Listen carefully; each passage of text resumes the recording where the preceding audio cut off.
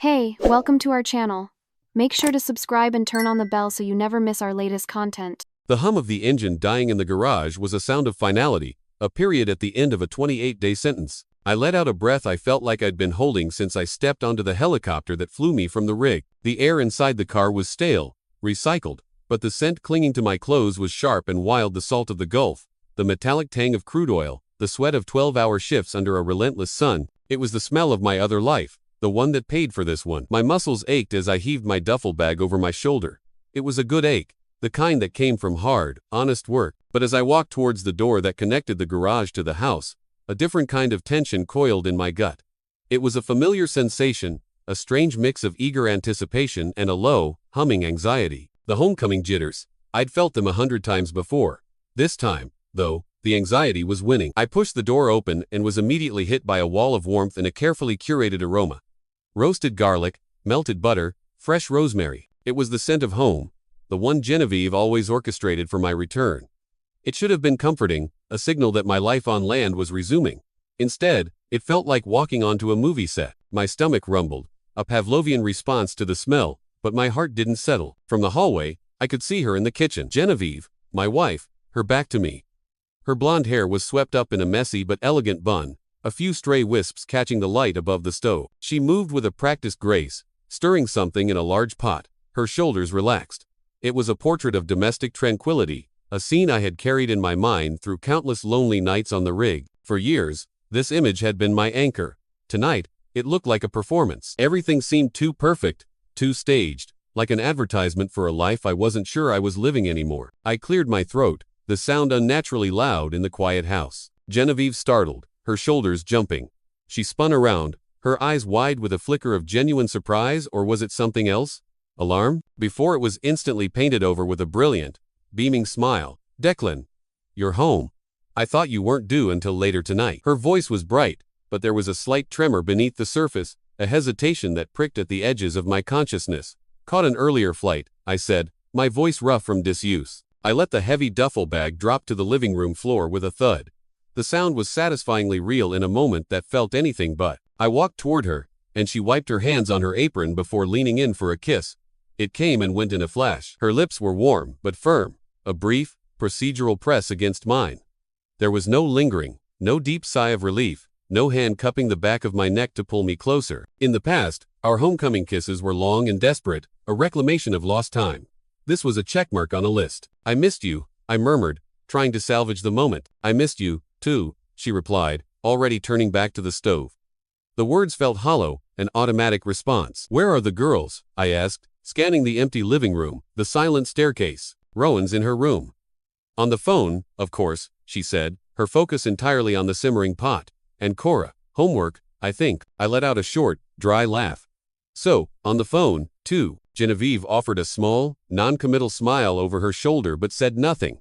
She just kept stirring, her gaze fixed on the contents of the pot, as if it held the secrets to the universe. I ran a hand over my face, the stubble scratching my palm. The fatigue of the past months settled deep into my bones, but it was more than just physical exhaustion. I missed my daughters with an ache that was sharp and constant. Even with the spotty video calls, nothing could replace being here, breathing the same air. I just wondered if they felt my absence the same way I felt theirs. I pulled a bottle of water from the fridge, the cold plastic a shock to my warm hand, and leaned against the counter. So, how have things been? Everything okay? She finally looked up from the pot, her blue eyes meeting mine for a half second before flitting away. She nodded. Yeah, everything's normal. Just the usual, normal. She said the word, but it didn't sound right. It was too quick, too dismissive. I filed the answer away in the back of my mind, another piece of a puzzle I didn't know I was solving yet. Dinner was a quiet affair. Rowan, my 17-year-old, came down first, her phone held aloft like a sacred text. She gave me a quick, "Hey, Dad," before her thumbs resumed their frantic dance across the screen.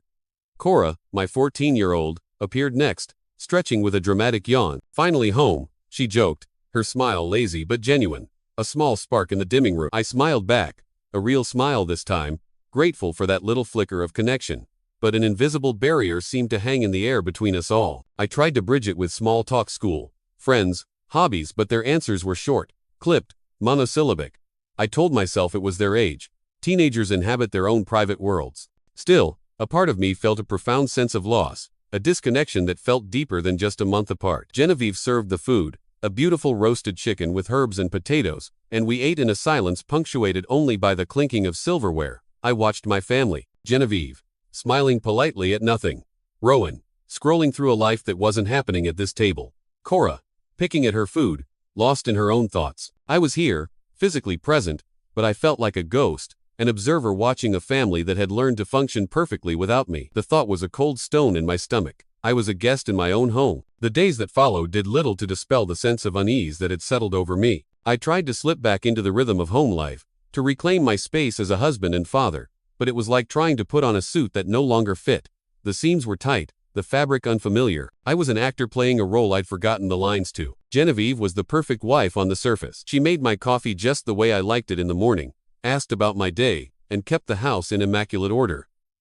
But I started noticing the small things, the details that lurked beneath the polished veneer. Her phone, for instance, had become a fifth limb. It was never far from her hand. When I entered a room where she was texting, she would instinctively angle the screen away or lock it with a swift, practiced flick of her thumb. She'd smile at me, a bright, empty smile, and ask if I needed anything, but her eyes would betray a flicker of something, a guardedness I'd never seen before. She started dressing up more. Not for me, not for any special occasion, but for mundane errands. A trip to the grocery store required a stylish new blouse. Picking up the dry cleaning was an occasion for perfectly applied makeup. I'd compliment her, tell her she looked beautiful, and she'd thank me with that same distant smile, her mind already somewhere else. One afternoon, I was out front mowing the lawn, the roar of the engine a welcome distraction, when my next-door neighbor, Mr. Gable, waved me over to the fence. He was a retiree in his late 60s, a man whose primary hobby was observing the neighborhood. "Good to see you back on solid ground, Declan," he said, leaning his forearms on the wooden fence. "Good to be back, Mr. Gable," I replied, cutting the engine. The sudden silence was ringing. He squinted up at the sky, then looked back at me, his expression casual. "I was just thinking the other day, I saw your wife's car coming home quite late a few times this past month. Figured you must have extended your tour." The words were innocuous, a simple observation from a nosy neighbor, but they landed in my gut like a punch. "Late? How late?" I tried to keep my voice even. "Mr. Gable shrugged. "Oh, you know, after 11, close to midnight once or twice. Not my business, of course. Just thought it was odd, with the girls at home, and all." "Right," I said, my mouth suddenly dry. "Probably just a book club or out with friends." I forced a laugh that sounded like grinding gears. He nodded, seemingly satisfied, and shuffled back to his prize-winning roses. I stood there for a long time, the push mower forgotten. Genevieve's book club met on Wednesdays, and was always over by 9. Her girls' nights were on Fridays, and she was usually home by 10:30. A cold dread, heavy and suffocating, began to creep into my veins. Late nights. The secretive phone. The carefully constructed facade. They were no longer isolated incidents. They were data points beginning to form a terrifying picture. That night, I lay in bed, staring at the dark ceiling, acutely aware of the woman breathing softly beside me. The familiar scent of her lotion, a scent that once brought me comfort, now seemed cloying and foreign. Every rustle of the sheets, every quiet sigh she made in her sleep, grated on my nerves. I thought about her car pulling into the driveway late at night.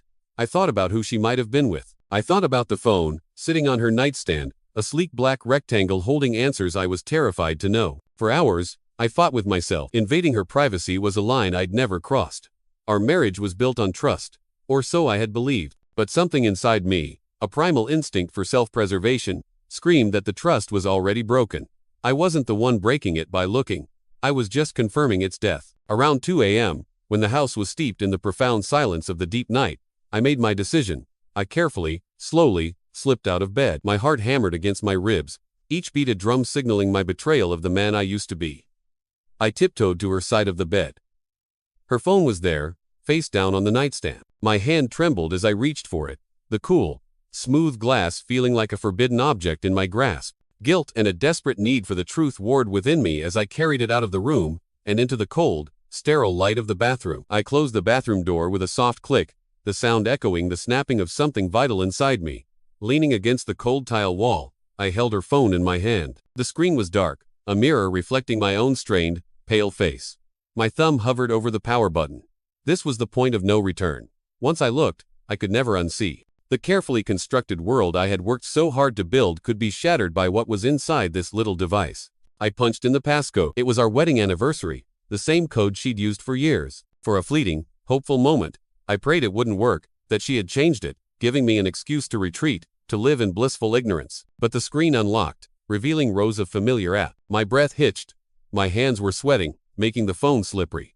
I opened her messages first. The most recent conversations were with her sister, with Rowan, with a group chat for a charity bake sale. It was all nauseatingly normal. For a second, relief washed over me. Maybe I was wrong. Maybe I was just a paranoid, exhausted man, my mind playing tricks on me after a month of isolation at sea. Then I saw the name. Silas. The air left my lungs in a painful rush. Silas, my best friend, the man who had been the best man at my wedding, the man I'd known since college. Uncle Silas to my girls. We had shared beers, celebrated triumphs, and mourned losses together. He was family. My thumb, shaking uncontrollably now, tapped on his name. The conversation thread opened, and my world tilted on its axis.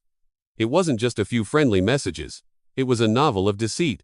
Hundreds of texts, stretching back for months. It started innocently enough, but the tone quickly shifted. Can't wait to see you again. Last night was amazing. Still thinking about it. There were inside jokes I didn't understand, intimate nicknames, plans for secret meetings disguised as work lunches or solo errands.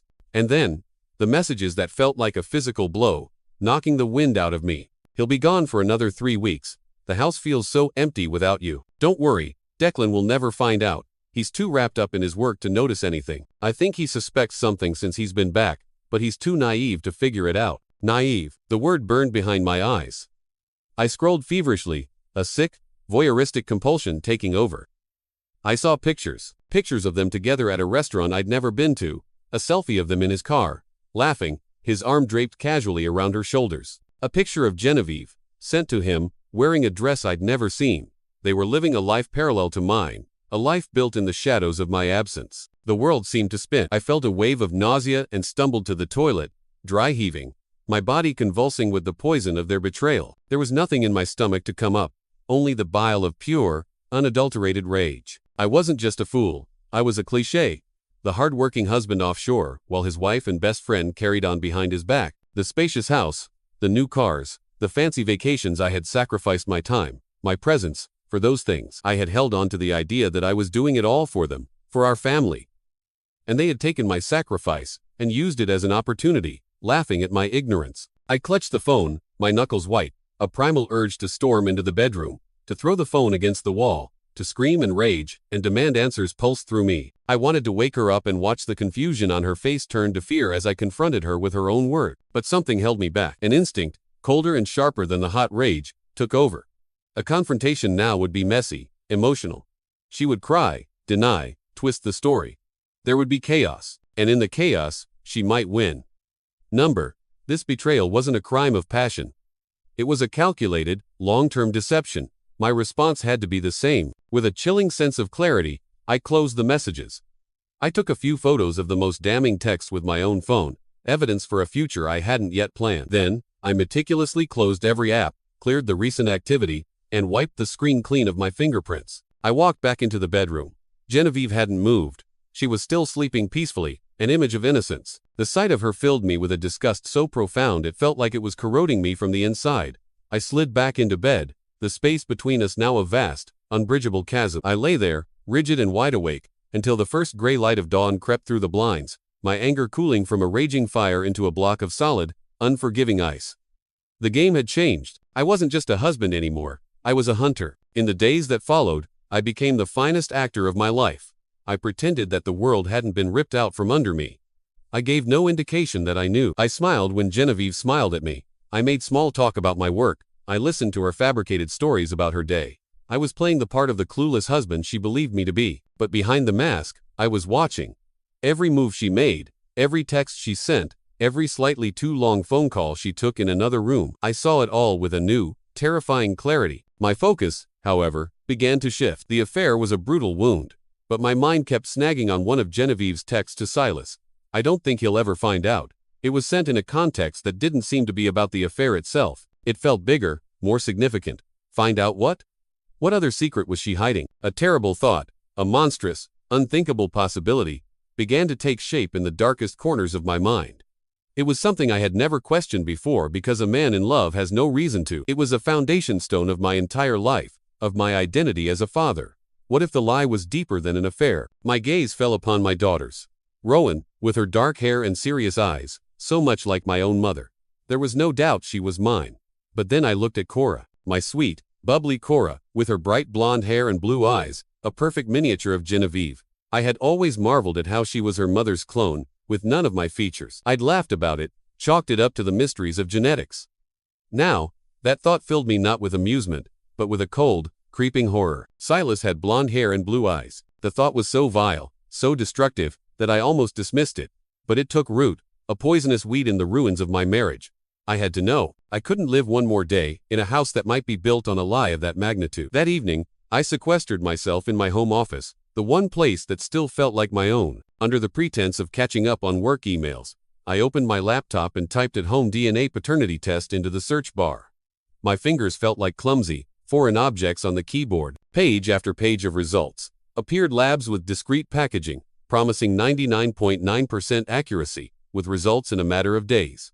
My heart pounded in my chest. This felt like a profound betrayal of my role as a father, a desecration of the love I felt for Cora. But Genevieve's betrayal had forced my hand. I was no longer operating by the old rules. I found a reputable lab, paid for the test with a credit card Genevieve didn't know about, and requested the kit be sent to a P.O. box I would open the next day. The click of the confirm purchase button was the quietest, most deafening sound I had ever heard. The next morning, at breakfast, I looked at my daughters as if seeing them for the first time. I joked with them, asked about their classes, and received the usual short answers. But inside, I was fighting a storm of emotions. Looking at Cora, at her bright, innocent smile, felt like a knife twisting in my gut. I loved this child with every fiber of my being. What would I do if she wasn't mine? What would that even mean? Waited for the right moment. It came after breakfast, when everyone had dispersed. I went into the upstairs bathroom, my movements furtive, like a thief in my own home. I found Rowan's hairbrush on the vanity and carefully pulled a few long, dark strands from the bristles. Then I went to Cora's room.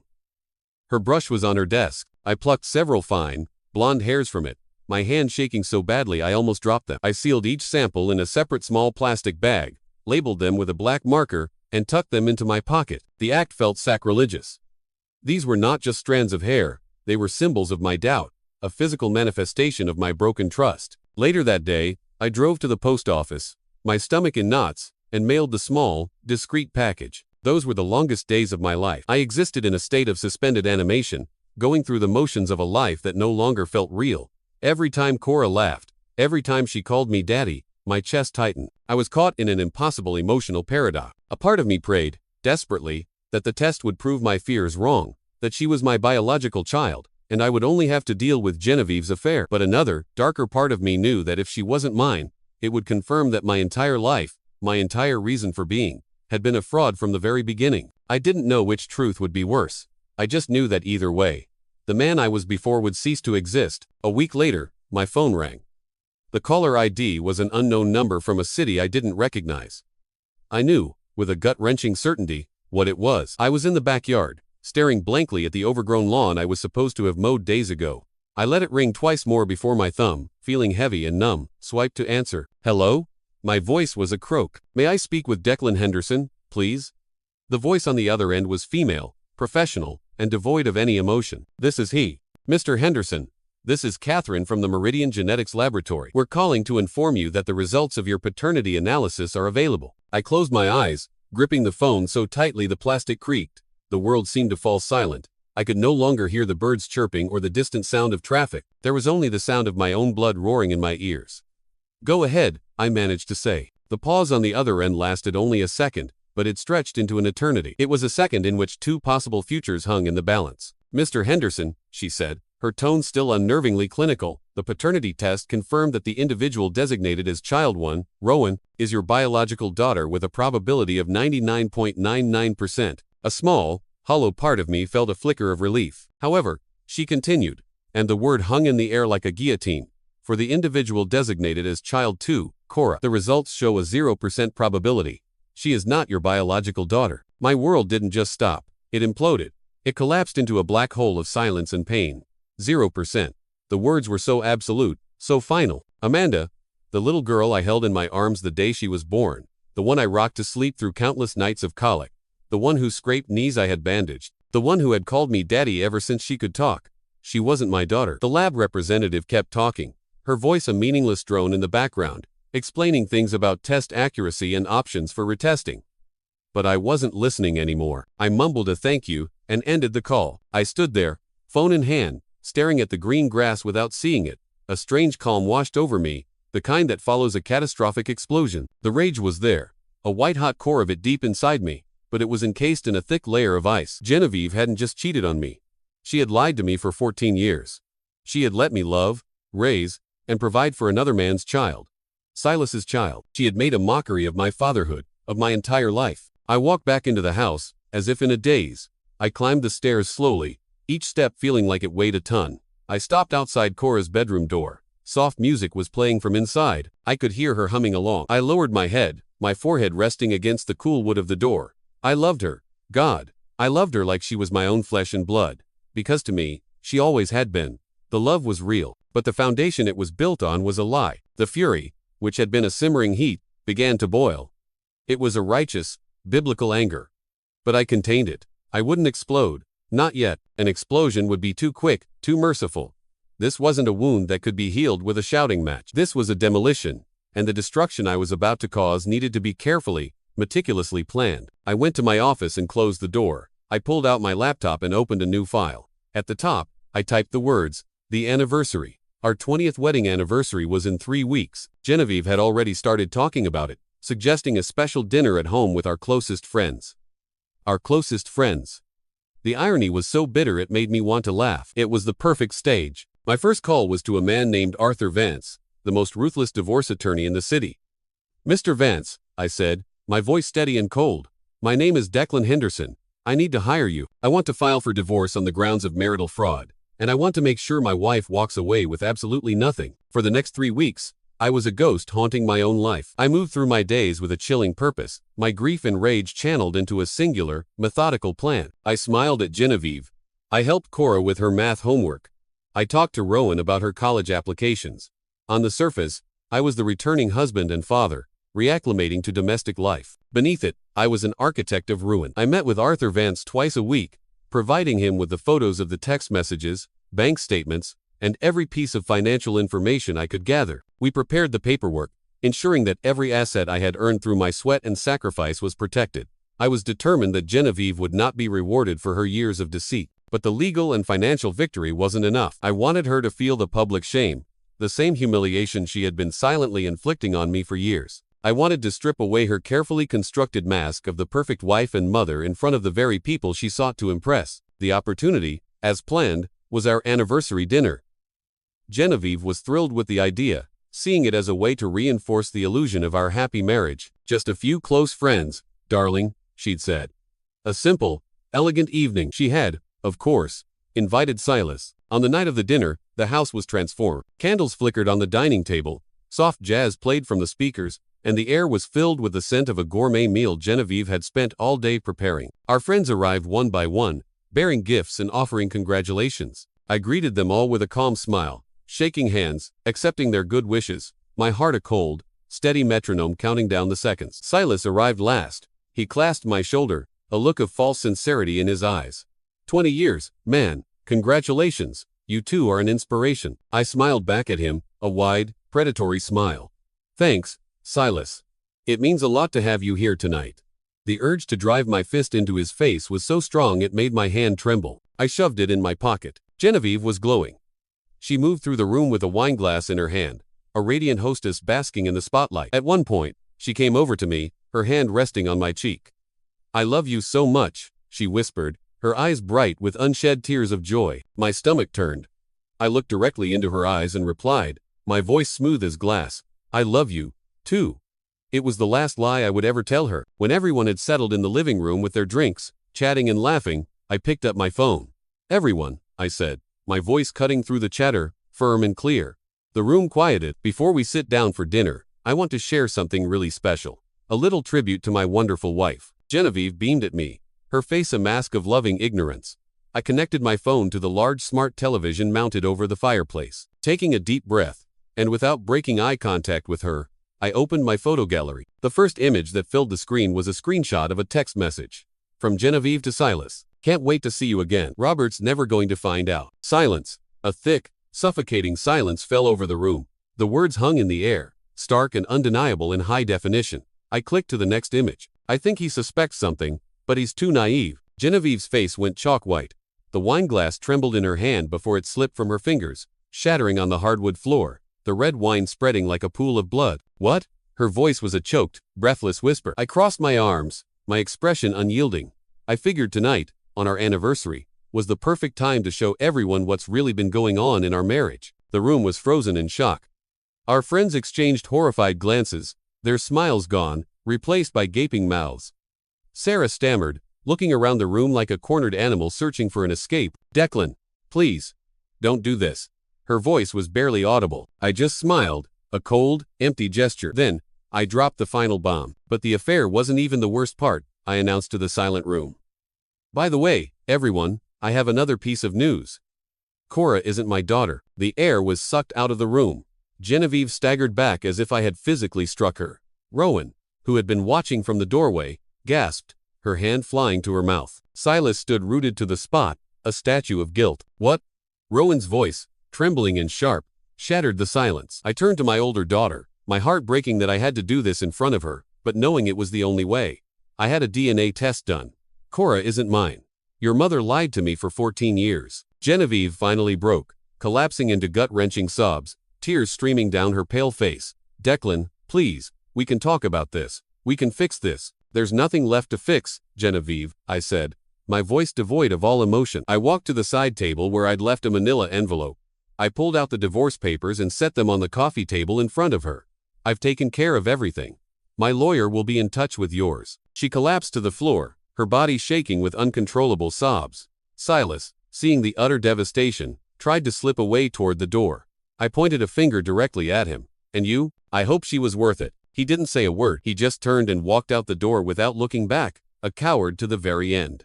The living room was as silent as a tomb. I looked at Rowan, still frozen in shock, her eyes wide with pain and confusion. I didn't dare look for Cora. The truth had to come out, but the collateral damage was immense. And now, finally, I was free. I turned my back on the wreckage of my life and walked out the door, into the cold night air, without looking back. The cold air that hit my face felt like a slap, but I didn't really feel anything. Not the cold, not relief, not even anger anymore. Just a vast, hollow emptiness, as if my entire insides had been scooped out. I had done it. I had exposed Genevieve, humiliated Silas, and revealed the truth for everyone to see. My revenge was complete. So why did I feel this crushing weight in my chest? I got in my car and started the engine, but I didn't drive. I just sat there, hands gripping the steering wheel, listening to the faint sound of Genevieve's muffled sobs carrying from the house. I didn't pity her. She deserved every second of her suffering. She had ruined our marriage, lied to me, and made a fool of me for years. But what about Cora? Her name echoed in the silent car, a name that weighed on my mind like an anchor sinking into the ocean. She wasn't my biological daughter. That was a fact, a cold, hard, scientific fact. But what about the 14 years of love? What about every bedtime story, every piggyback ride, every birthday hug, every time I held her hand across the street, every time I'd beamed with pride at her school concerts? Was all of that a lie, too? The legal proceedings were swift and brutal, just as Arthur Vance had promised. With the evidence of fraud, Genevieve couldn't touch my asset. I didn't want financial revenge. I wanted justice, and I got it. She sent desperate messages, left tearful voicemails, begging me to talk, to reconsider. There was nothing left to say. After the initial shock wore off, Rowan made her choice. She packed her bags and, without hesitation, moved in with me into the small apartment I was renting. I can't even look at her, she'd said, her voice hard. She didn't just lie to you, Dad. She lied to all of us. But Cora was lost. She was only 14, and her entire world had been detonated overnight. One day she had a father who loved her, a family that was stable. The next, she learned that family was a sham and the man she called Dad didn't share her blood. I wanted to hate her. Or rather, I wanted to be able to walk away, to sever the connection and move on. It would have been cleaner, easier. But every time I tried to build a wall around my heart, a memory would break through. The memory of her as a toddler, her toothless baby smile as she took her first steps toward me. The memory of her climbing into my bed after a nightmare, her small body curled up against mine. The memory of the letters she'd write to me when I was offshore, full of misspelled words and crayon drawings, always ending with, "I miss you, Daddy." Blood meant nothing in the face of all that. I needed a few weeks to process, to let the dust settle. But one afternoon, I knew what I had to do. I drove to the house, her house now, and knocked on the door. Genevieve answered. Her eyes were swollen and red, her face etched with a grief she had brought upon herself. But I wasn't there for her. Where's Cora? I asked, my voice flat. Her own voice shook as she called the girl's name. Cora stepped into the hallway, clutching her phone, her shoulders hunched. When she saw me, fresh tears welled in her eyes. Do you hate me? She asked, her voice trembling, so small it was almost carried away by the air. My heart, which I thought had been shattered into irreparable pieces, clenched with a pain that was sharper than any betrayal. I shook my head, taking a step toward her. Never. The dam broke. She ran to me, wrapping her arms around my waist and burying her face in my chest, her sobs shaking her entire body. I don't want to lose you, she cried into my shirt. I closed my eyes, the familiar weight of her in my arms both a comfort and an agony. I pulled her closer, my hands stroking her fine, blonde hair. You'll never lose me, I whispered, and I meant it. You're my daughter. And in that moment, I knew that despite everything, there was still something in my life worth saving. The truth had hurt. It had destroyed the life I once knew, the man I thought I was. But it had also given me something I never realized I needed. The certainty that a family isn't defined by blood or by lies. It's defined by choice, by moments, by love. And that love, the love I felt for the child in my arms, I would never stop feeling. It was the only real thing left.